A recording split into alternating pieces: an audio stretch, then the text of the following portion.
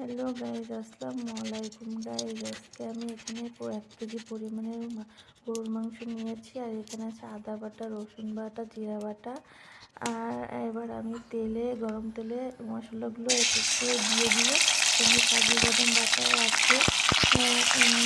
এবার কষাবো, হলুদের গুঁড়ো, মরিচের গুঁড়ো দিয়ে কষিয়ে সুন্দর করে তারপরে তেজপাতা দিয়ে মশলা দিয়ে এবার গরুর মাংসটা দিয়ে দিব।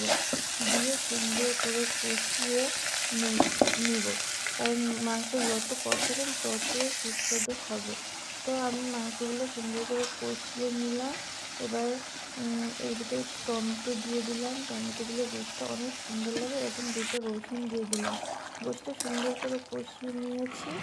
এবার এর ভিতরে আমি ঝোলের পানি দিয়ে দিব। ঝোলের পানি দিয়ে ঢেকে দিব। তারপরে হয়ে গেলে কিছুক্ষণ পর নামিয়ে নিব। তো গাইস, আমার মাংস হয়ে গিয়েছে, দেখছেন কালারটা কত সুন্দর হয়েছে। উপরে একদম তেল ভাসছে, তো দেখতে খুবই সুন্দর লাগছে। এবার আমি নামিয়ে নিয়ে পরিবেশন করব। তো